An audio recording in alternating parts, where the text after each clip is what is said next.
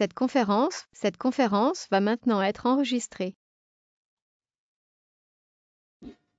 Bonjour à tous, il est 14 heures, on va démarrer. En général, j'attends toujours 2 minutes les retardataires potentiels, mais le programme est chargé, on n'a qu'1 heure, du coup, on démarre et ça va faire venir les gens.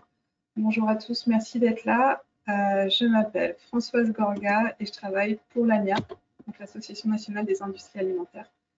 On représente les entreprises agroalimentaires et aujourd'hui, on s'intéresse au thème de l'industrie 4.0, donc la modernisation de l'industrie alimentaire, justement.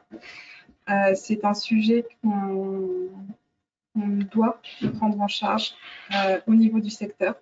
On s'était fait la réflexion que beaucoup d'événements en ce moment étaient en train d'être organisés autour de l'industrie alimentaire de demain, de l'industrie alimentaire du futur, mais rarement l'organisateur était quelqu'un issu du secteur agroalimentaire. C'est plutôt un fournisseur de machines, un fournisseur d'énergie. Enfin, voilà, c'était tout notre écosystème. Et ça paraît assez logique, puisque pour construire l'industrie alimentaire de demain, forcément, on a besoin de nos fournisseurs de solutions. Mais une réflexion doit forcément être menée au niveau du secteur d'abord. Du coup, comme je disais, l'industrie 4.0, c'est très large, avec plein de sujets différents. Donc là, j'en ai cité quelques-uns, les machines connectées, comment valoriser la donnée, comment améliorer les conditions de travail aussi dans le secteur agroalimentaire, c'est une question importante. Il y a aussi ces questions de flexibilité de la production, de personnalisation de la production et qui devient avec le consommateur. Notre objectif au global, c'est de réfléchir à la façon d'accompagner pour le mieux les 98% de PME du secteur agroalimentaire. C'est pourquoi on vous propose aujourd'hui cet échange. Je voulais juste remercier. En fait, la façon dont on a organisé les choses, c'est qu'on a demandé en fait à 2 entreprises qui ont mené cette réflexion. Donc Sanofi et Renault, de nous faire un retour d'expérience sur la façon dont ils ont abordé la question. C'est aussi en s'inspirant de la méthodologie ou de l'expérience d'autres secteurs qu'on pourra s'organiser au niveau agroalimentaire. On vous propose aussi l'intervention des représentants d'une nouvelle filière qui a été labellisée, je ne sais pas si c'est le terme, ils nous expliqueront ça mieux tout à l'heure, par le gouvernement, qui s'appelle Solutions pour l'industrie du futur. Donc, je les remercie aussi. En fait, justement, je vous parlais peut-être de l'écosystème de l'industrie agroalimentaire qui va accompagner les entreprises dans leur modernisation. Et eux, en fait, cette filière représente justement ces opérateurs-là. Voilà, donc juste pour avant de lancer les débats, on n'a pas beaucoup de temps, il y a beaucoup d'intervenants. Si vous avez des questions, n'hésitez pas à les poser dans le chat, c'est moi qui leur adresserai à la fin. Ça évitera que tout le monde qu'on passe le micro à tout le monde. Ce sera plus fluide comme ça. Sur Industrie 4.0, on a quand même travaillé un peu à l'ANIA. Et là, je remercie le groupe Bell qui a accepté que je passe cette slide. Ça, c'était la réflexion qu'ils avaient menée sur la partie plutôt industrielle, machine, ce que ça peut apporter finalement de moderniser l'outil productif. Donc, je ne passe pas dans le détail de la slide, mais l'idée, c'est de simplifier la vie de l'entreprise aussi et de la rendre plus efficace et plus compétitive. On co-organise aujourd'hui avec le Clubster NSL. Peut-être que Pierre-Louis, tu veux dire 2 mots sur Clubster NSL. Donc, je vous passe juste le micro Oui, parce qu'on a réfléchi ensemble justement à ce webinaire. Très rapidement, merci beaucoup Françoise. Effectivement, donc moi je suis chargé d'affaires agroalimentaires au sein du cluster nutrition, santé, longévité, qui est un pôle de compétitivité basé à Lille. Et donc nous, on accompagne en fait un réseau de professionnels qui sont animés par un axe autour de global qui est la santé, et donc des membres qui sont assez hétérogènes et de manière transverse, qui sont à la fois des entreprises de l'agroalimentaire, de la nutrition, du médical, des biotech ou de la pharmaceutique. Et donc voilà, pour nous c'était intéressant de pouvoir s'impliquer avec l'ANIA sur cette thématique de l'industrie 4.0, justement parce qu'on a dans notre réseau un certain nombre d'entreprises industrielles sur différents secteurs, et donc on est là sur une thématique qui s'applique à différentes filières. Et donc voilà, l'organisation de cet événement aujourd'hui qui, voilà, nous, par rapport à ce sujet, nous semble intéressant et très important. Et donc, on remercie bien sûr Sanofi, qui est un acteur important du réseau, qui a accepté aujourd'hui de faire son retour d'expérience. Voilà, j'en dis pas plus. On a effectivement un programme chargé. Ça tombe bien, on va leur passer la main. Donc voilà les intervenants de Sanofi, ils vont se présenter. Jean-Yves Moreau, pardon, qui attaque. On te laisse la main pour le slide. Bonjour.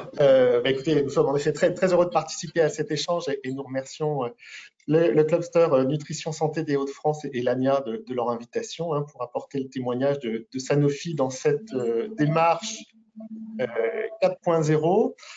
Nous serons en effet trois dans cette première partie pour témoigner de Sanofi. Je vous ferai une courte introduction sur Sanofi. Nicolas Bossard vous présentera notre feuille de route 4.0 en illustration donc, de la chaîne industrielle pharmaceutique, en effet. Et puis, depuis notre site des Hauts-de-France, Anna Alves, qui est la directrice de ces sites de production, témoignera par trois projets concrets 4.0 qu'elle a menés donc à Compiègne. Voilà comment on s'est organisé. Quelques mots sur Sanofi, donc, qui est une entreprise biopharmaceutique mondiale organisée en 4 entités, comme vous pouvez le voir, autour des traitements de santé que l'on apporte aux patients, la médecine de spécialité, la médecine générale, les vaccins avec Sanofi Pasteur, et puis une entité de santé grand public à laquelle le site de Compiègne contribue tout particulièrement. En France, Sanofi est un acteur important de santé. C'est 400 médicaments. Quand vous allez dans une pharmacie, une boîte sur 6 est un produit Sanofi. Sanofi contribue à la santé, également à l'économie française, car si notre chiffre d'affaires local est de 2 milliards d'euros, ce qui représente à peu près 5% du chiffre d'affaires du groupe, et que nous travaillons depuis la France pour nos activités internationales. Et nous exportons en effet chaque année plus de 13 milliards d'euros, donc une contribution assez significative et positive à la balance commerciale française.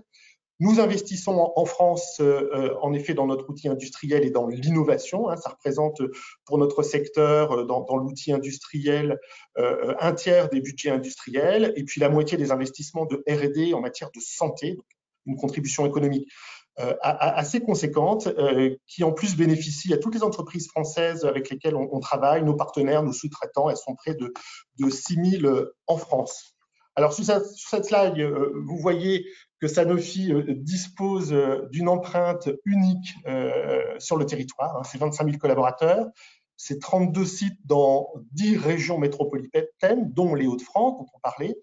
En matière de production, ce sont 18 sites donc, qui font du principe actif, c'est-à-dire la fabrication sur le territoire français de molécules qui traitent vraiment la maladie. Ce principe actif sont ensuite mis en forme de gélules, de comprimés, de seringues, ce que vous connaissez en produit final, ce que l'on appelle, nous, la formulation pharmaceutique.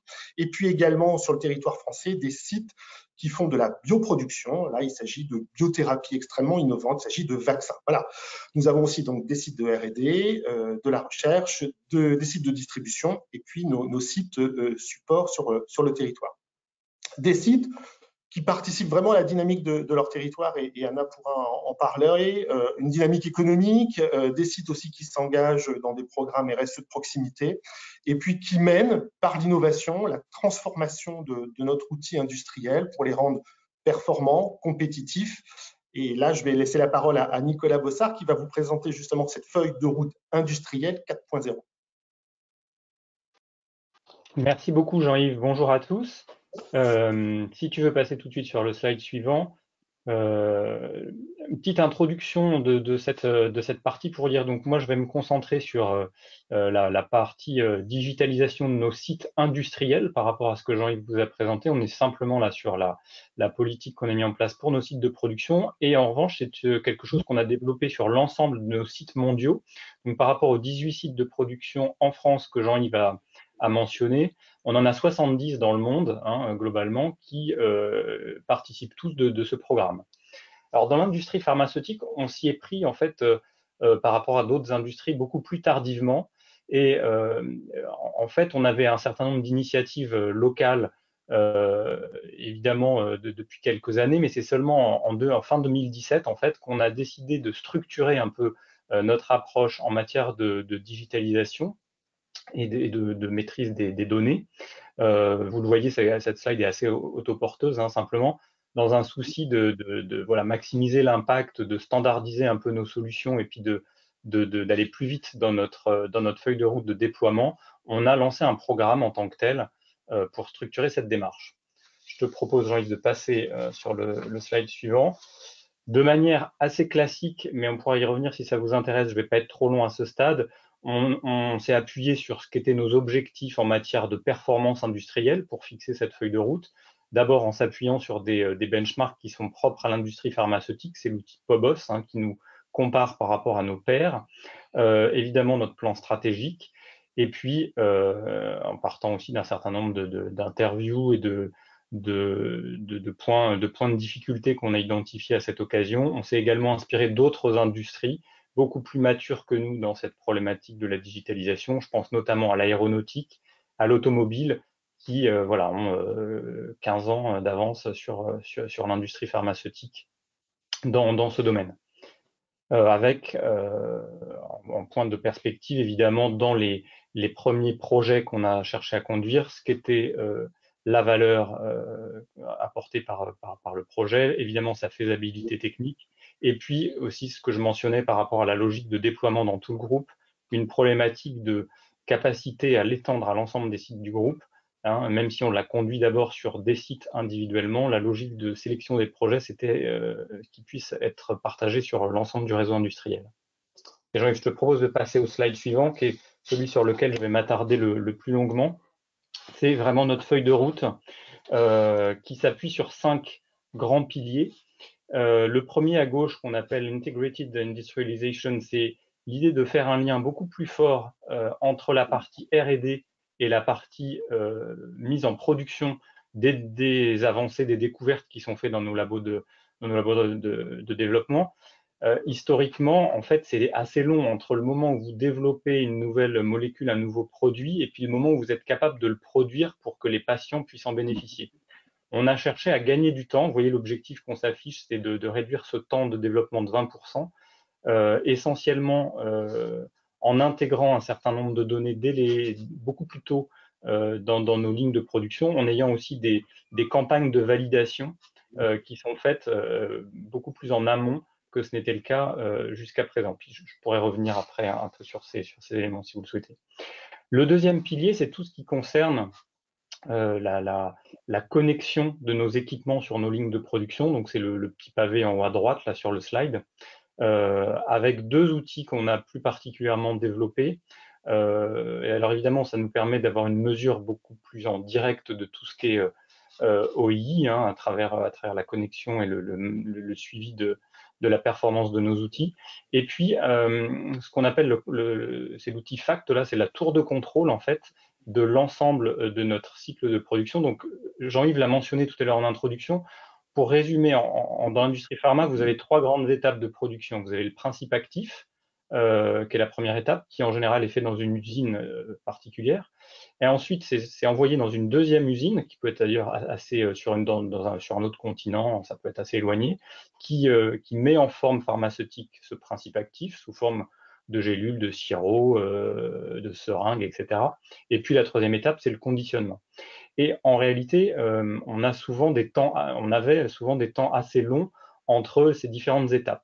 Cet outil de Control Tower qu'on a développé et qu'on est en train de déployer dans le groupe, il nous permet d'avoir une vision en direct de l'ensemble de la chaîne de production du produit. On est sur une logique de produit et non plus de site, et d'avoir des cycles, des cycle time beaucoup plus réduits entre la phase du principe actif et le moment où les paquets, les boîtes de médicaments quittent le dernier site.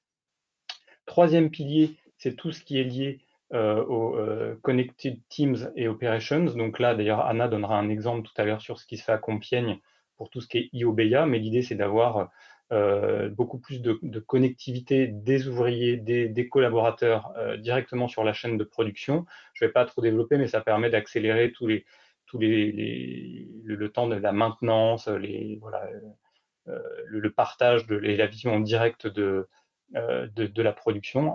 Anna développera un peu, je pense, tout à l'heure. Un pilier très important dans l'industrie pharmaceutique, c'est le quatrième, c'est tout ce qui a trait à la qualité et aux déviations qu'on a dans notre système de production. Il faut savoir que pour un certain nombre de produits, je pense notamment aux vaccins, aux anticorps monoclonaux, c'est le process en fait qui fait le produit. Et ça veut dire que dès que vous avez une déviation par rapport à votre standard, et aujourd'hui on s'en rend compte souvent trop tard, vous avez un certain nombre de produits pour lesquels vous êtes obligé de jeter en fait l'ensemble du batch qui a été produit. Et vous avez, notamment dans les vaccins, parfois sur certains produits, un tiers des batchs qui sont carrément mis à la poubelle parce que voilà, on a des déviations. Donc c'est un enjeu très important pour nous que d'être capable de maîtriser beaucoup plus en amont ces déviations. On le fait avec deux outils, là, deux instruments qu'on a mentionnés. Alors tout ce qui est dossier de l'eau, dossier de suivi de l'eau électronique. Alors c'est le cas depuis longtemps sur certains sites du groupe, mais ça on le déploie sur l'ensemble du groupe. Et surtout pour revenir sur cette problématique de déviation, l'outil de suivi des déviations par rapport à ce qu'on appelle le Golden Batch, c'est l'outil DGBI que vous avez en bas. C'est l'idée d'avoir des sensors, un monitoring beaucoup plus fin de nos batchs de production. Et dès qu'on a un léger écart, tant qu'il est encore dans les normes en fait, mais de l'avoir beaucoup plus en amont pour pouvoir réagir et éviter d'avoir des déviations importantes qui nous conduisent à devoir éliminer des batchs. Voilà, sachant que autant dans la chimie, on peut reprocesser quand on a des écarts, autant pour les vaccins ou les anticorps monoclonaux, si on a un écart, on est obligé d'éliminer le batch. Et puis le dernier pilier, c'est tout ce qui est lié à la supply chain. Là, notre objectif est d'être beaucoup plus connecté avec la partie aval de notre chaîne de production, d'avoir une connaissance des stocks chez nos grossistes, répartiteurs, etc., beaucoup plus tôt, d'être connecté en fait directement avec eux pour pouvoir à la fois réduire le nombre de ruptures d'approvisionnement pour certains médicaments, et puis également évidemment de réduire nos propres stocks en gérant de manière beaucoup plus intelligente voilà, cette production. Là encore, c'est des choses qui sont assez développées, je pense à l'industrie automobile en particulier, mais qui sont assez récents pour nous dans l'industrie pharmaceutique. Jean-Yves, si tu veux passer sur le dernier slide avant que je laisse la parole à Anna, et je vais aller assez vite parce que là, vous avez une présentation assez classique de la manière dont on itère pour développer sur des MVP dans le digital. Mon principal message ici, c'est qu'au-delà de cette feuille de route très axée process et produits, quelque chose qu'on a mis en place depuis l'été 2020, c'est également tout ce qui est l'upskilling, la partie formation de nos collaborateurs, qui doivent combiner de plus en plus la dimension data avec la dimension biotech, par exemple, qui est quelque chose qu'ils maîtrisaient déjà. Mais il y a vraiment cette articulation entre les deux dimensions qui est quelque chose de nouveau. Donc, on accompagne nos collaborateurs dans cette dimension data à partir d'une académie qui était l'académie qu'on appelle le Sanofi Manufacturing System, un peu l'académie du Lean en fait qu'on avait chez Sanofi, qu'on a de plus en plus tourné vers le digital et le 4.0. Voilà, j'ai essayé d'être assez rapide et assez bref pour laisser le temps à Anna de vous présenter quelques illustrations de cette feuille de route sur son site de Compiègne. Bonjour à tous, donc je me présente, je m'appelle Anna Alves, je suis directrice du site Sanofi de Compiègne. Donc juste un petit mot de présentation du site, c'est un site qui fait à peu près 450 personnes et on est spécialisé dans les formes sèches, donc comprimés, gélules, poudres, avec comme produit principal Doliprane et puis un certain nombre d'antibiotiques et d'anticorticoïdes qui sont faits ici sur site. Alors merci Nicolas, je vais illustrer la feuille de route qu'a présentée Nicolas au travers de 3 sujets.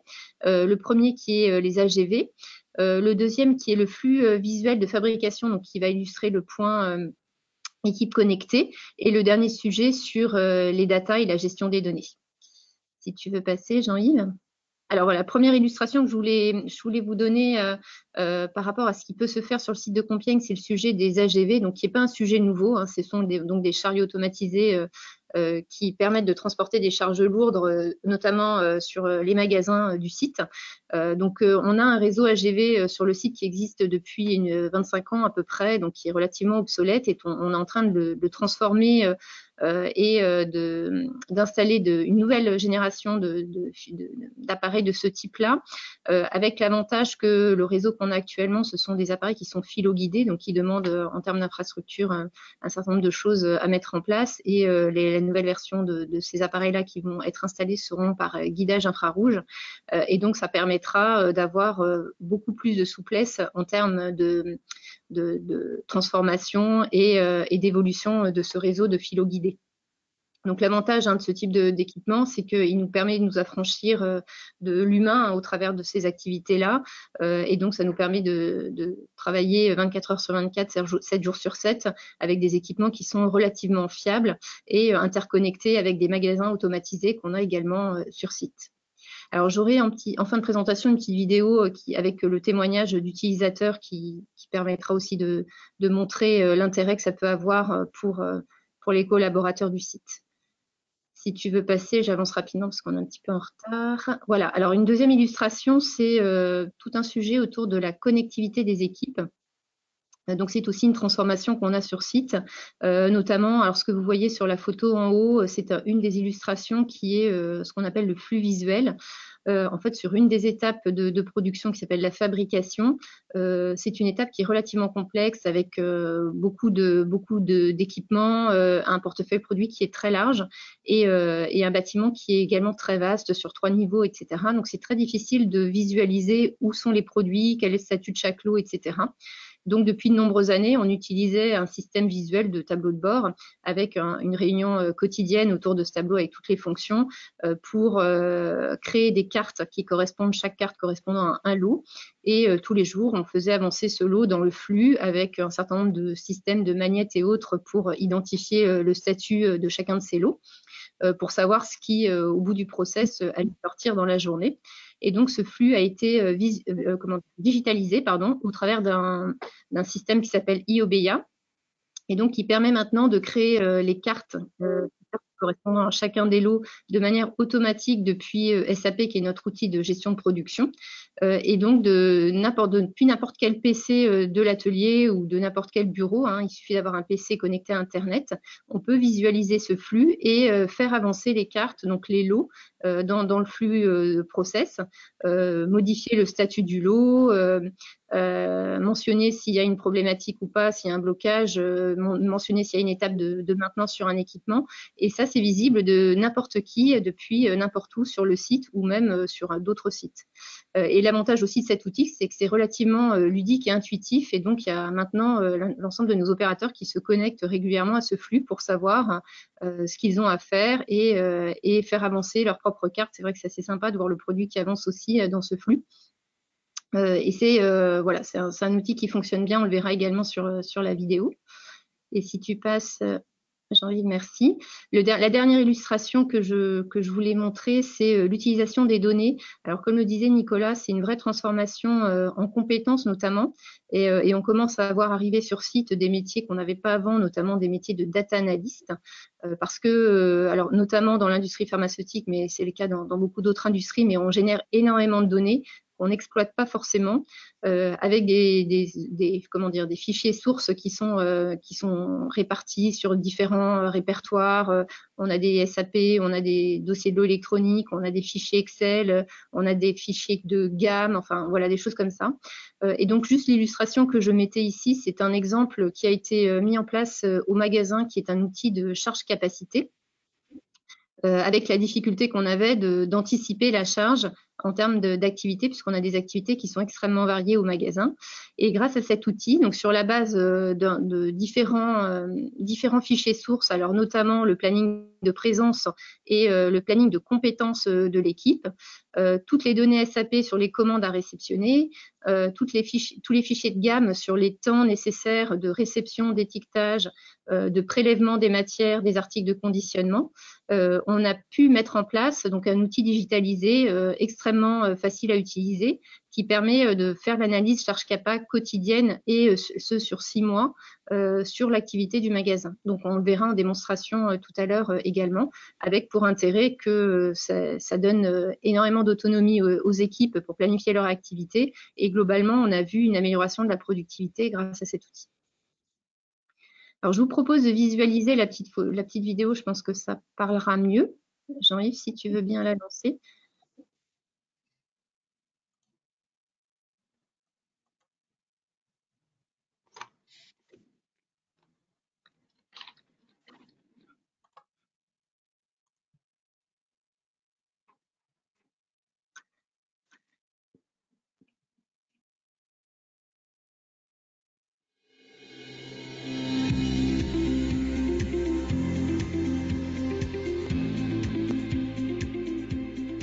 site de Compiègne est historiquement très automatisé dans le secteur logistique, avec un magasin automatique, des filos guidés pour assurer le transport et un transport aérien vers l'atelier de conditionnement. Ces systèmes sont autonomes et connectés à un système informatique pour assurer le transport de manière optimale. Donc, les avantages du transport par système AGV sont donc le fait que le système est disponible 24/24, 7 jours sur 7, qu'il y a une fiabilité dans les transports, donc pas d'erreur de prise ou de dépose, et que ce système permet de mettre les opérateurs humains sur des opérations donc plus complexes qui nécessitent l'intelligence humaine. Donc cette année, donc, nous remplaçons donc nos AGV que nous avons depuis 25 ans, qui sont guidés par un système au sol, par des nouveaux AGV qui sont guidés laser et qui ne nécessitent pas d'infrastructure matérielle et qui permettent d'avoir une souplesse dans l'évolution des trajets.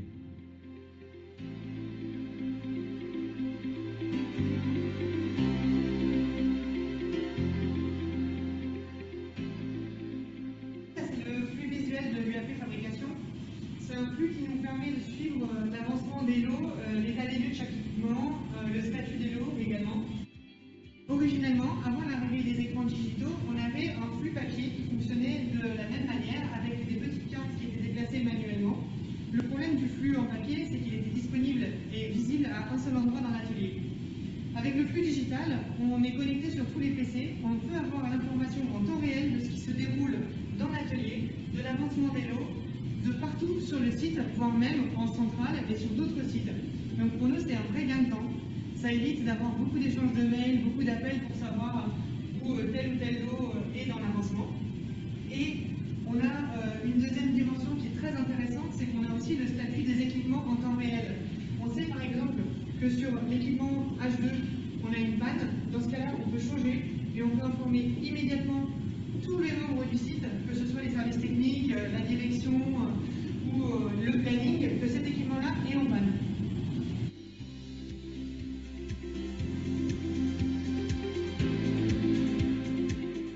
Nous avons construit un outil de charge pour avoir une projection de notre activité versus ressources. Donc on a concentré plusieurs informations qui étaient éparpillées sur plusieurs bases. On a tout concentré sur un seul outil, pour pouvoir avoir une visibilité sur l'activité magasin sur 3 à 6 mois. Donc on a mis ça au magasin qui va être développé sur tout le site, car dedans il y a toutes les informations et on peut valoriser toutes les informations du site. Et toute personne aura accès à ces informations à chaque moment et à chaque instant de la journée. Donc comme vous pouvez le voir ici, on a l'outil de charge. Comme vous voyez, on a du vert et du rose. Donc quand c'est en rose, c'est qu'il y a de la suractivité. Quand il y a du vert, il y a une sous-activité.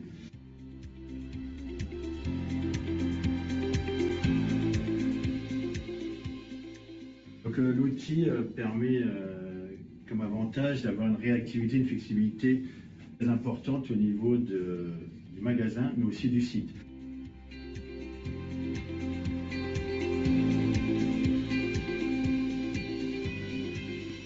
En termes de réactivité, je vais pouvoir décaler tout de suite avec cette vision-là. Dès qu'on va faire tourner le MRP, je vais avoir une vision tout de suite à l'instant T des changements et des évolutions de mon activité et des activités du site. Si je prends la partie prélèvement, par exemple, là, vous voyez qu'il est sur l'activité, ça va interagir avec le service labo matières premières qui va devoir aussi planifier une activité des ressources supplémentaires pour pouvoir absorber la charge. Donc on a eu un gain de productivité qui s'est ressenti par rapport à cet outil.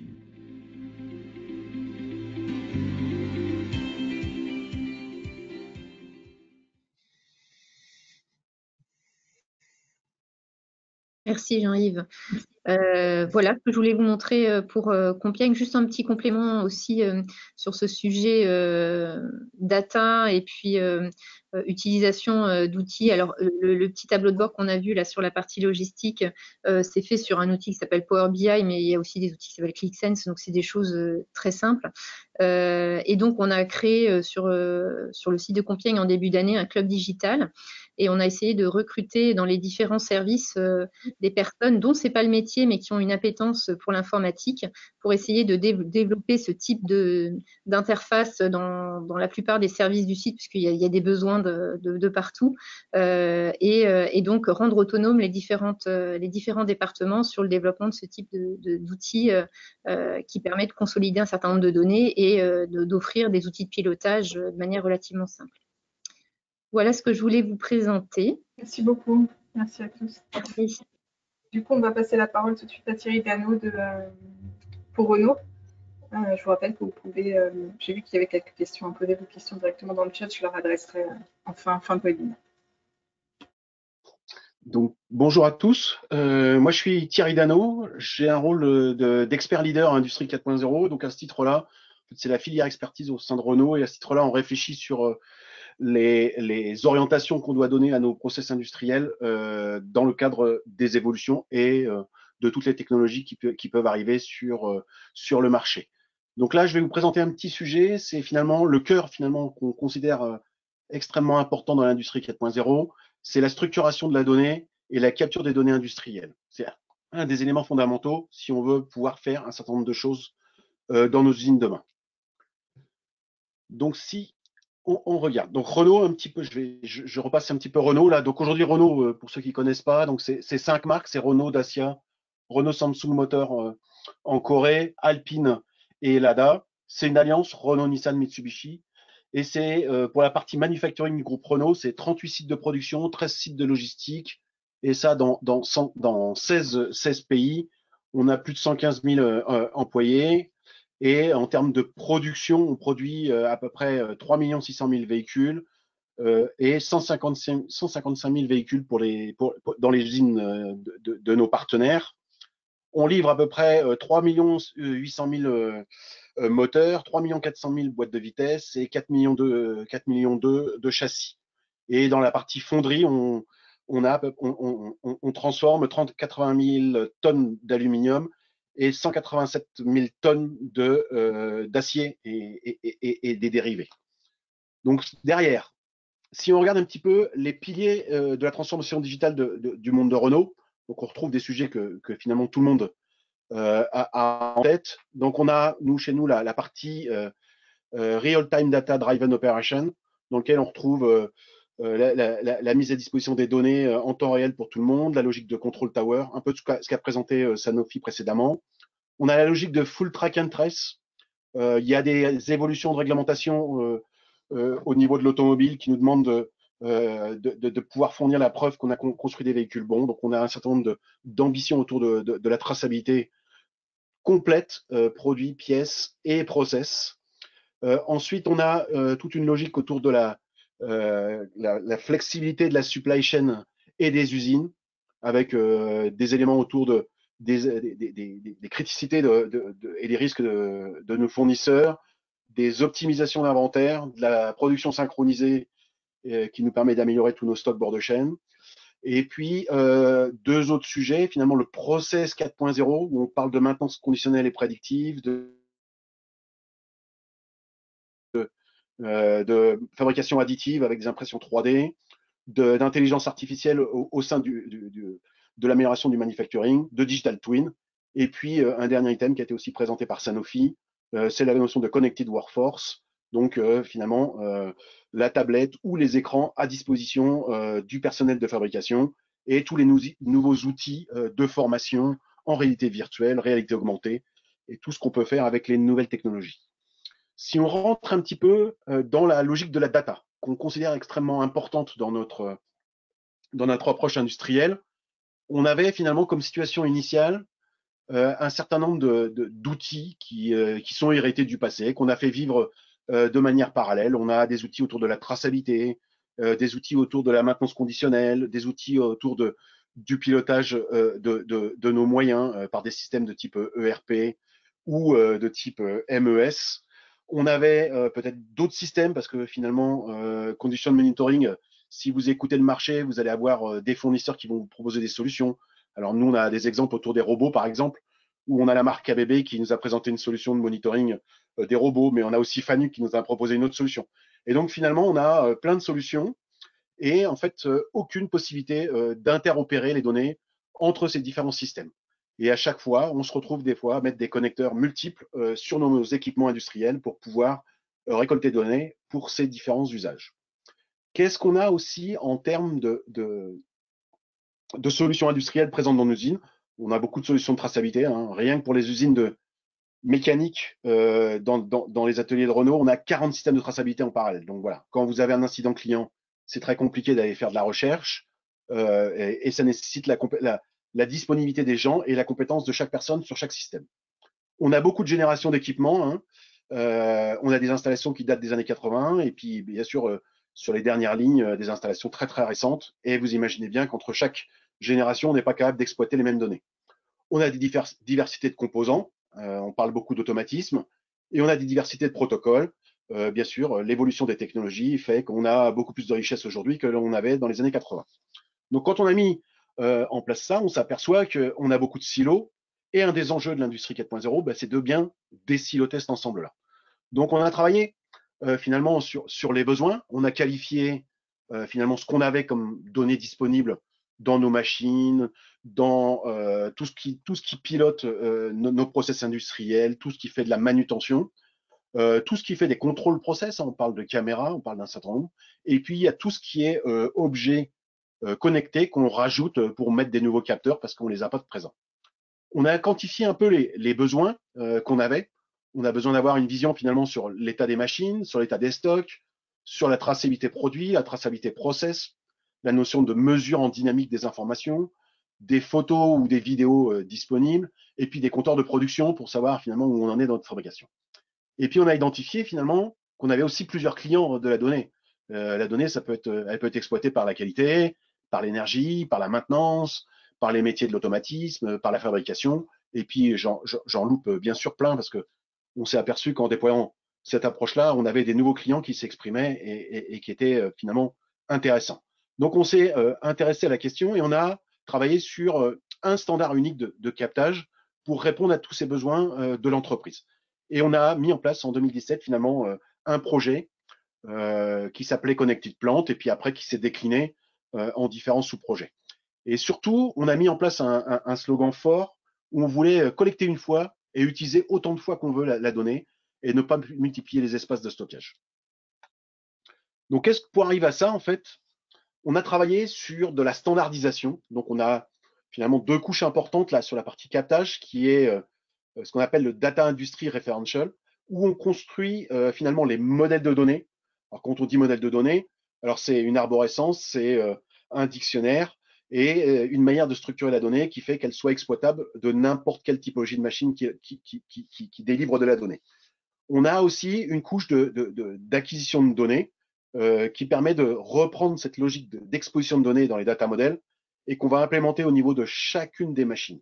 Et les machines, on a une diversité assez importante. On peut parler de commandes numériques, d'automates, de robots, d'installations de soudure, d'installations de vision, d'installations de mesure, et puis tout ce qui est IoT et toutes les nouvelles technologies. Donc, quand on avait un peu mis ça en place, on a identifié un certain nombre de conditions de succès. Finalement, c'est de travailler avec un dictionnaire unique et commun qui permet de représenter, alors un exemple très simple, hein, comment on décrit un départ cycle dans une machine, le départ cycle étant une information primordiale pour calculer le temps cycle. Alors, vous avez la même approche sur la fin de cycle, comment on définit. Donc, un dictionnaire unique qui définit finalement chacune des variables qu'on veut collecter. Une notion de structuration de l'information à travers les data models. On a aussi mis en place une notion de granularité de la donnée. Vos machines, aujourd'hui, peuvent déjà définir par elles-mêmes ce que c'est qu'un temps de cycle. Mais on s'est aperçu que suivant les fournisseurs de machines, suivant les métiers, on n'a pas la même manière de calculer le temps de cycle et on a préféré remonter des données granulaires les plus fines possibles pour pouvoir interpréter les données et leur donner un usage maximum de la donnée. Donc, on préfère remonter un départ cycle, un fin de cycle et calculer le temps de cycle dans d'autres systèmes plutôt que d'avoir un temps de cycle calculé par la machine qui ne sera pas forcément cohérent avec les règles de standardisation qu'on veut mettre. Et puis surtout, un temps de cycle, finalement, il peut être interrompu par des éléments externes comme un manque de pièces, une saturation de la ligne en aval. Et tous ces éléments-là, on n'obtient pas forcément le temps de cycle propre de nos machines. qui sont exactement ce que la machine a pris comme temps pour travailler. Après, on a une logique finalement de standardisation mondiale de ces modèles de données et de cette manière d'exposer les données. Et puis, une des conditions de réussite qu'on a découvert et qui est aujourd'hui plutôt bien réussie chez Renault, c'est qu'on a travaillé ensemble le monde de l'OT, Operational Technology, et le monde de l'IT, tout ce qui est informatique. Et donc, quand il dit OT, c'est le monde des automatismes, avec les spécialistes de l'automatisme qui sont capables de programmer les machines. Et il était important que le monde des automatismes et le monde de l'informatique sachent parler le même langage pour obtenir finalement ce que l'on veut pour l'usine de demain, l'usine 4.0. Donc, nous, on a retenu une technologie de l'industrie 4.0 qui s'appelle l'OPCUA, qui est finalement une technologie de communication entre les machines vers le niveau supérieur, et associé à ça la logique de data model qu'on peut implémenter très facilement dans l'OPCUA. Et tout ça, ça va nous permettre finalement de pousser la logique d'IoT pour la partie industrielle Internet of Things. Alors sur la logique de captage des données, la logique d'interopérabilité, la logique de machine to machine, la logique de edge, cloud et big data, la logique de machine learning, la logique d'intelligence artificielle et la logique de digital twin, qui sont des logiques naissantes là, mais qui ont un potentiel très intéressant pour l'entreprise. Si on regarde un petit peu ce qu'on a fait chez Renault dans la partie architecture, qu'est-ce qu'on a mis en place? Donc, on a déjà segmenté les périmètres de responsabilité entre l'ISIT et le monde de l'OT. Et on a défini que ceux qui structuraient la donnée, c'était le monde de l'automatisme. Donc, les automaticiens ont créé une brique qui s'appelle l'UDC, c'est l'Unified Data Collector, qui permet de structurer les données et de collecter des données dans des formats propriétaires existants dans nos machines et les exposer en OPCUA suivant le modèle de données qu'on a défini ensemble à travers l'entreprise avec les différents acteurs. Cette logique OPCUA alimente une logique plug and work de l'informatique, là, où on retrouve deux briques importantes. Une logique data platform qui est située dans l'usine, qui permet de faire du monitoring, de la haute data, l'utilisation des données temps réel, et puis une logique plus élevée avec de la donnée froide, où on va faire des analyses dans une logique cloud. Et vous n'êtes pas sans savoir que Renault a signé un partenariat avec Google Cloud Platform pour toutes ces données hébergées pour les données froides. Si on regarde un petit peu cette logique de données structurées, on a mis ça en place, on a créé un certain nombre de data models et aujourd'hui on les implémente. Et quand on regarde la partie implémentation et déploiement, la logique de modèle structuré permet un déploiement à l'échelle très très rapide. On a aujourd'hui plus de 3300 équipements connectés en OPCUA. On a collecté à peu près 300 milliards de données dans nos différentes usines. On a connecté 17 usines aujourd'hui. Alors, les 38 usines sont prêtes en infrastructure, mais il y en a 17 qui remontent de la donnée aujourd'hui. On a plus de 10 000 messages par seconde. Et puis, on remonte plus d'1 million de points de mesure et des données de formats multiples comme des images, des fichiers, des données brutes comme des données qu'on connaît dans les automatismes, comme des informations binaires, des informations de type chaîne de caractères ou autres là. Et puis, on a réussi à aligner toutes les usines sur cette logique-là et toutes les usines déploient avec une équipe locale à chaque fois pour mettre en place cette standardisation. Donc derrière, en fait, quand on regarde un petit peu l'infrastructure, qui est finalement la première brique qui est extrêmement importante pour construire derrière les usages de la donnée, donc on a une logique de data model que je viens d'expliquer là, où on a un groupe pluridisciplinaire là, où on regroupe toute la partie automatisme, informatique, process engineering, les spécialistes métiers, qui définissent finalement ce qu'on doit extraire comme données des machines. Qu'est-ce qui est intéressant, qu'est-ce qui va être intéressant pour le futur, et on ne se limite pas. On est vraiment sur une logique ouverte où tout le monde dit ça serait bien que j'ai ces données-là parce que je pourrais en faire ci, je pourrais en faire ça. Et donc, c'est extrêmement important. Donc aujourd'hui, par exemple, pour les usines de mécanique, on a déjà 40 data models qui sont prêts. 40 data models, c'est 40 types de machines qui ont été structurées, standardisées et qu'on peut déployer à volonté. Et puis pour les usines de véhicules, on a 10 data models Et la cible, hein, c'est 200 data models. Donc, on voit qu'on n'a fait que 25% du chemin, mais ça continue en fonction des usages qu'on veut faire de la donnée. Sur la partie développement logiciel, donc là, on a une équipe OT et automatisme et informatique. On a développé 4 briques fondamentales. Donc, une brique qui permet de faire des modèles de données, alors qui est Magic Draw, hein, c'est un produit d'Asso System qu'on a upgradé pour pouvoir faire des data models en OPC-UA parce qu'on ne trouvait pas le produit sur le marché. On a une brique UDC que je vous ai présenté juste avant pour la partie équipement qu'on met dans chaque machine. Une brique d'agrégation qu'on appelle la DFA, Data Flow Aggregator, qui se retrouve dans chaque usine, et une brique Google Cloud Platform pour la table de publication, une table de publication qui est standardisée pour tout le monde et pour tous les usages. Sur la partie déploiement, il y a une équipe centralisée des automatismes et une équipe dans chaque usine. On avait connecté 100 équipements en 2018, on en a fait 900 en 2019, 2000 en 2020, et puis là, aujourd'hui, on en a déjà, depuis le début de l'année, connecté plus de 2000, donc ça va très, très, très vite, en fait. Et l'idée, bien sûr, de la cible, hein, c'est un déploiement à l'échelle avec une logique plug and work très importante. Et puis, quand on commence à manipuler des données très importantes comme la volumétrie que je vous ai montré juste avant, là, finalement, on a toute une logique de monitoring de cette data-là qui est pilotée aussi bien au niveau automatique que informatique.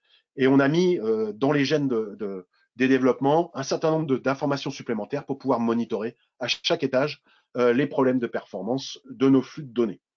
Et on a une logique temps réel de monitoring avec tout ce qui est analyse et résolution des problématiques. Et on a un taux de défaillance proche aujourd'hui des 0,5% dans la boucle de captage.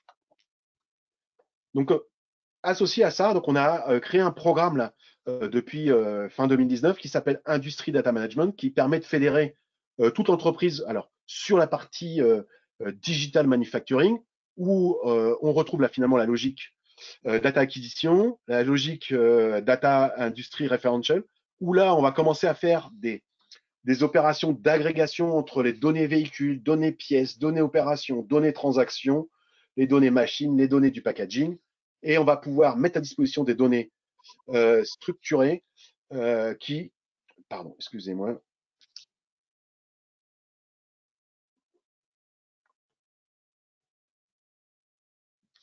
Et donc, derrière, on a une couche de data exploitation où on va définir les tableaux de bord pour toutes les usines avec une phase de design. On va travailler sur les lancements industriels, on va faire proposer un certain nombre de services aux usines et les usines aujourd'hui prennent la main et elles utilisent les données aussi à leur volonté et fonction des cas d'usage qu'elles ont.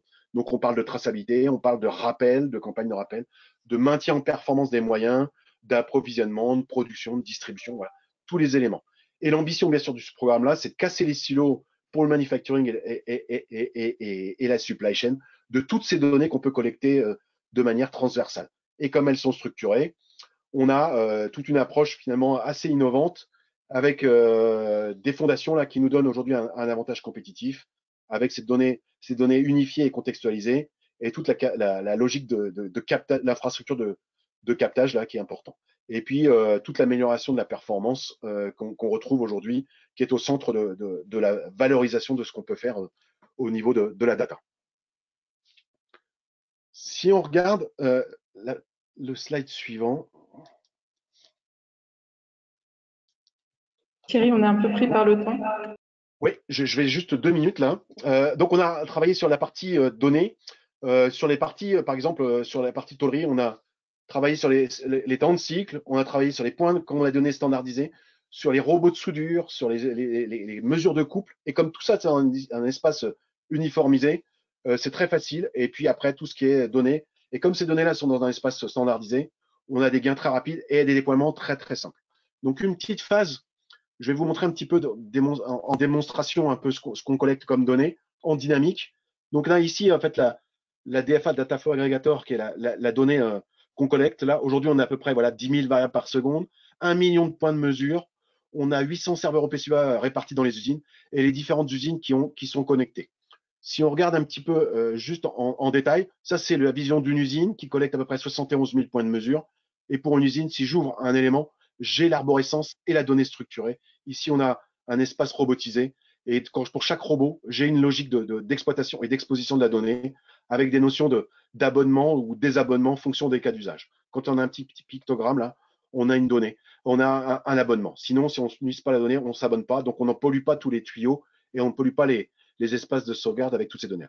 Et puis, l'exposition d'un axe qui est toujours, quel que soit l'axe du robot, on expose un certain nombre de données. Et puis, un exemple, pour limiter le temps, mince, il s'est mis non, c'est bon. Donc, un axe, une donnée, voilà, un tableau de bord, typiquement. Alors, c'est juste pour vous montrer à titre d'exemple, où on a la vision de tous nos softwares installés dans nos robots de type FANUC, là, où on a les versions software, si ça veut bien s'afficher, les versions software qui sont installées, permettent de travailler sur les mises à niveau très rapidement, les versions de robots, les versions croisées, et voilà. Et comme on a des données uniformisées, on peut très vite faire des tableaux de bord très facilement sur des données. Et je vais arrêter là parce que je suis en overtime sur la logique d'exploitation et des données qu'on a chez Renault. Merci beaucoup Thierry. Je t'adresserai du coup les questions du chat ensuite. Je passe la parole du coup à Constant Bernard et Eric Fresnel. C'est moi qui fais passer les slides. Ils représentent la nouvelle filière solutions pour l'industrie du futur qu'ils vont nous présenter. Juste une seconde, j'essaye de passer. Absolument. Bonjour à tous. En fait, effectivement, je suis président du CIMOP, mais je suis aussi administrateur de cette filière qui vient de naître. Je vais en décrire un petit peu plus. Eric prendra la parole à la fin pour vous donner un peu plus de concret. Le CIMOP, c'est un syndicat qui représente tous les fabricants de robots, les fabrications de machines, fabrication additive, de machines-outils, de machines d'emballage, etc., etc.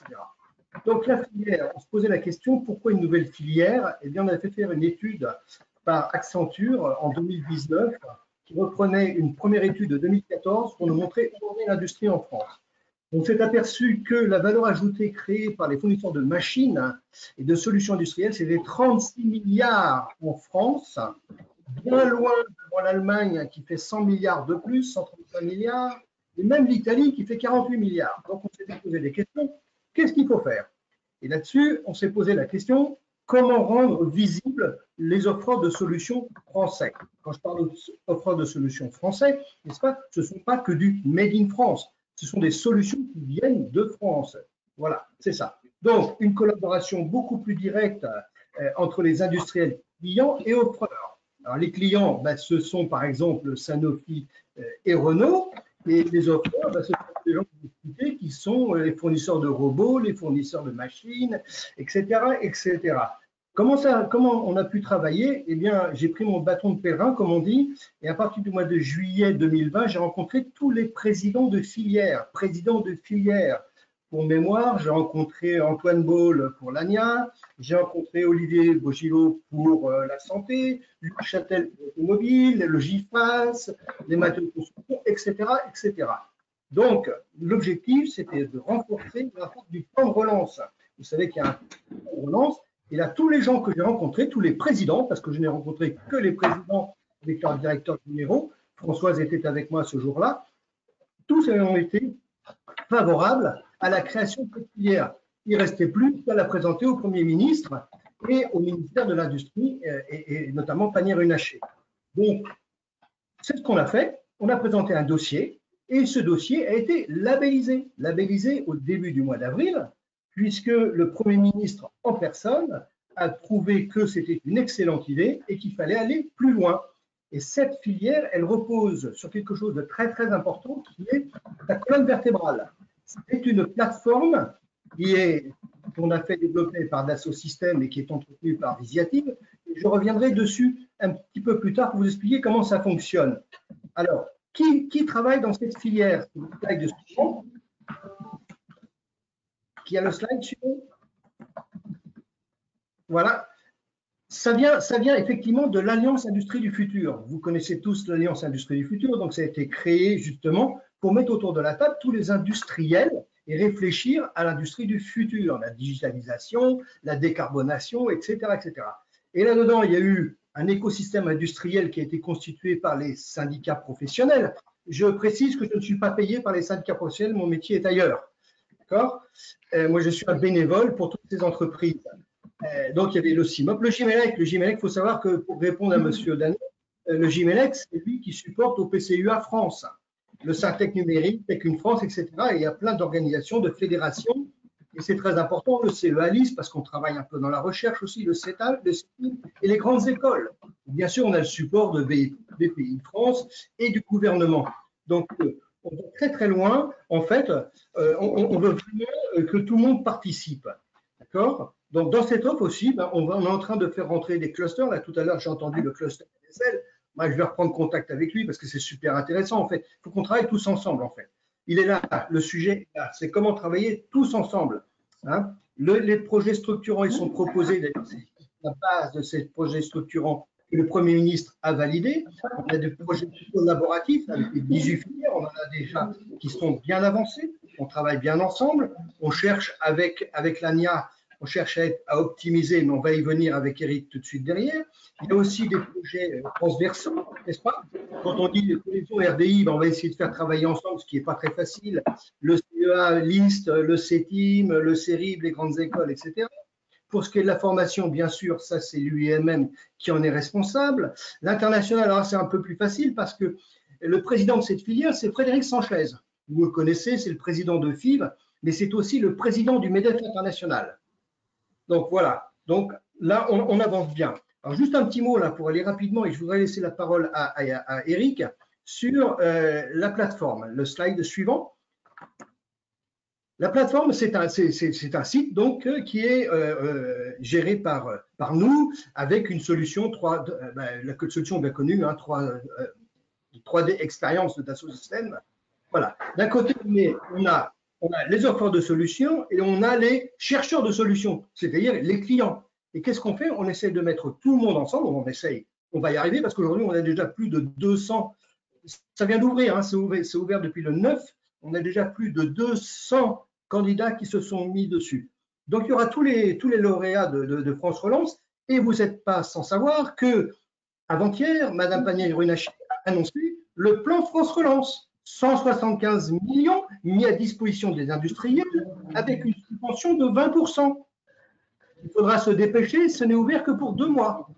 Parce que l'année dernière, ils en avaient ouvert un, dans lequel on avait beaucoup travaillé, et il y a eu 7500 dossiers de présentés. Inutile de vous dire que le système a explosé. Donc là, ça a été ouvert actuellement, c'est 20% de subvention sur les projets de France Relance. Tous les projets de France Relance passeront par la filière, passeront tous par le hub que vous voyez actuellement, que vous irez chercher sur solutions-du-futur.org. Voilà pour ce qui est, mais je reste ouvert pour toutes les questions. Avant de passer la parole à Eric Frenel, qui va rester 2 minutes, juste pour vous dire que dans l'AIF, il y a aussi les vitrines que vous connaissez tous, hein, puisqu'on labellise les entreprises par des vitrines qui sont, comme l'a montré Sanofi tout à l'heure, comme l'a montré Renault tout à l'heure, qui sont des exemples à suivre. Voilà. Eric, je te laisse la parole. Merci, merci Constant. Bonjour à tous. Je pense que c'est important de présenter. Je suis CIMOP et je suis CIMOP emballage. Ma spécialité, c'est l'emballage. Derrière moi, c'est de la donc, le c'est constitué de petites sociétés et de grandes sociétés. Nous, dans l'univers de l'emballage, on a exactement le même profil et on sait que c'est l'union qui fait la force. Donc aujourd'hui, à travers ce témoignage, c'est de vous dire qu'à travers cette nouvelle filière, on va pouvoir enfin faire du travailler ensemble et un projet qui nous tient à cœur, c'est d'arriver à faire travailler l'industrie alimentaire avec le monde de l'emballage et avec le monde des autres filières. Et on porte un projet qui s'appelle « Faites de votre emballage un emballage intelligent » pour s'engager tous ensemble dans l'économie circulaire et dans la recyclabilité valorisée et valorisable de nos emballages présents et futurs. Et un des projets que nous souhaitons porter avec la filière emballage CIMOP et la filière mécanique robotique et les gens du recyclage, c'est de se servir de l'étiquette et d'en faire une étiquette intelligente avec pas grand-chose, mais en réalité beaucoup de solutions. Cette étiquette intelligente porte des algorithmes qui vont lui permettre demain de pouvoir identifier chaque catégorie d'emballage, chaque catégorie de matériaux pour pouvoir rentrer dans les filières du futur. Voilà typiquement le témoignage que je porte devant vous. Nous sommes encore aujourd'hui, je ne dirais pas dans l'idée, mais nous sommes encore dans le soutien de l'ANIA, trouver des partenaires qui vont avec nous porter ces idées-là, avec les gens de la filière du recyclage et de cette nouvelle filière qui est les solutions de l'industrie du futur. Voilà, donc c'est quoi? À travailler ensemble, enfin une plateforme collaborative où on va pouvoir construire, partager et dynamiser avec des solutions près de chez nous. Voilà, merci. Et au suivant. Merci beaucoup. Attendez, j'essaie. Voilà, je vous remercie. Je vais vous adresser les quelques questions qui ont été posées dans le chat, mais je vois que vous commencez déjà à répondre. Je voulais juste passer la parole à Jean-Bernard Guillot, s'il est là. Il travaille pour l'ABA, qui est donc l'association bretonne des industries alimentaires, parce qu'ils ont un projet en fait autour de l'industrie 4.0 agroalimentaire. Donc ça, c'est pour illustrer le fait qu'il y a quand même des initiatives qui sont en cours et qui sont portées par le secteur. Jean-Bernard, oui.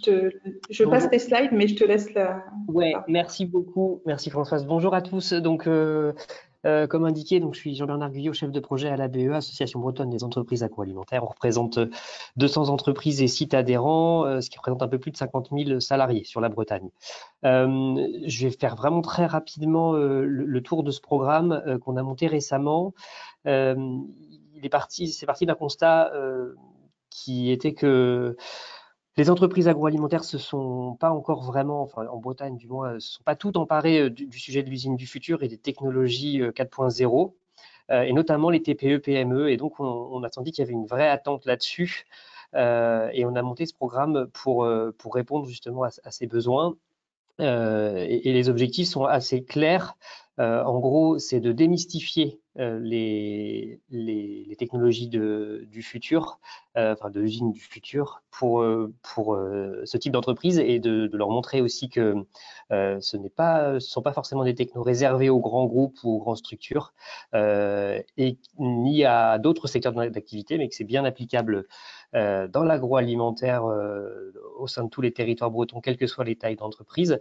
Et donc en 5 jours, un programme qui est coordonné par la BEA en partenariat avec un consultant, et adossé à un dispositif breton qui est porté par la Directe et par la région, qui permet le financement de ce programme. En 5 jours, on va avoir une journée de présentation des technologies en fonction des enjeux qu'on a identifiés, et puis 4 journées vraiment de travail collectif sur à la fois des focus plus précis sur des technologies dont on a déjà parlé tout à l'heure, qui peuvent être la captation de données, la cobotique, la robotique, l'analyse prédictive, l'IoT, etc. Et puis une approche vraiment d'atelier et de réflexion collective en mode workshop en fait sur les problématiques rencontrées par les entreprises. Aujourd'hui, on a 13 entreprises participantes.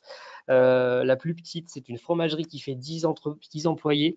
La plus grosse, c'est Solina, qui est dans les PAI et qui a 1400 collaborateurs en France. Voilà. Et puis entre deux, pas mal d'entreprises, tous secteurs confondus. On a des conserveries, on a de la fabrication de biscuits avec Locmaria. On a Soréal, ils font des sauces, enfin voilà, et c'était ce qu'on voulait aussi, c'est notre approche à nous d'avoir une vision collective et partagée de ces problématiques-là. À terme, ce que l'on souhaite, et ce qui sera donc possible à la fin du programme à l'automne 2021, la première journée est en mai, la dernière en octobre, c'est que chacune des entreprises participantes puisse repartir avec une feuille de route claire de ce qu'est l'usine 4.0, de ce que sera sa propre usine 4.0, pour pouvoir ensuite embrayer sur un accompagnement individuel plus poussé via le dispositif BrestFab à nouveau, ou par ses propres moyens. Voilà, mais c'est l'idée. Ce sera la première fois que l'on mène ce programme-là, et on a vraiment pour objectif de pouvoir le développer et le pérenniser dans les années qui viennent, en le faisant bien sûr évoluer en fonction des technologies. Et je terminerai juste en disant que pour ça, on s'entoure aussi de partenaires qui sont les experts. Donc on a cité tout à l'heure des FANUC, des ABB, voilà, ils vont participer avec une approche que l'on souhaite pas commerciale, mais vraiment contenue et qui puisse apporter une vraie expertise techno pour éclairer les participants sur ces sujets-là. Voilà, je fais très vite, Merci mais beaucoup. si vous avez des questions… On est pris par le temps. J'ai vu juste, est-ce que tu peux nous dire deux mots sur la ligne industrie agroalimentaire du futur que vous présentez au CFIA? Alors ça, c'est un projet qui est monté par BDI, Bretagne Développement Innovation, qui est une agence rattachée à la région ici, et en fait qui s'est rapproché de pas mal d'offreurs de solutions. Et ils ont monté tous les ans au CFIA, ils montent une ligne de production, et cette année, donc le CFIA a été confirmé hier, il ouvrira ses portes le 9 juin pour 3 jours à Rennes, et cette année il présente une ligne qui répond aux problématiques de segmentation de produits. Voilà, avec toutes les technos d'usine 4.0 qui peuvent répondre à ces enjeux de segmentation et donc de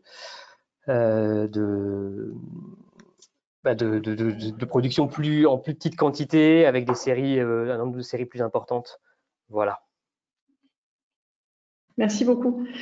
Du coup, j'ai vu que vous étiez répondu dans le chat, donc vous êtes en train de me prendre mon boulot, c'est gentil. Juste, il y a une question qui a été adressée à Sanofi, je crois, à laquelle il n'y a pas eu de réponse. C'était sur les flux visuels informatisés. La question était de savoir s'il y avait des niveaux d'accès. Est-ce que les opérateurs ont accès à cet outil pour déclarer une panne, par exemple? Oui, en fait, tout le monde… Oui, je peux répondre. Oui, tout le monde y a accès. Tout le monde y a accès. En fait, c'est pas un outil de traçabilité ou de suivi officiel de production. On est une industrie extrêmement réglementée. Toutes les choses, toutes les opérations officielles de traçabilité, déclaration de production, etc., se font dans un système de MES ou de RP. Donc, cet outil-là, qui est un outil de pilotage, est accessible à tous. Oui, tout à fait. Il y a une autre question sur la sécurité des données, forcément. Je ne sais pas si je pense que ça concerne aussi bien Sanofi, Chrono, donc la cybersécurité dans le fait. Est-ce que les réseaux ont été segmentés lorsque vous êtes passé du coup sur ces nouvelles technos? Je pense que ça rejoint ce que je disais juste avant, c'est-à-dire que tout ce qui sert à venir alimenter des données officielles ne se font pas dans ce type d'outils.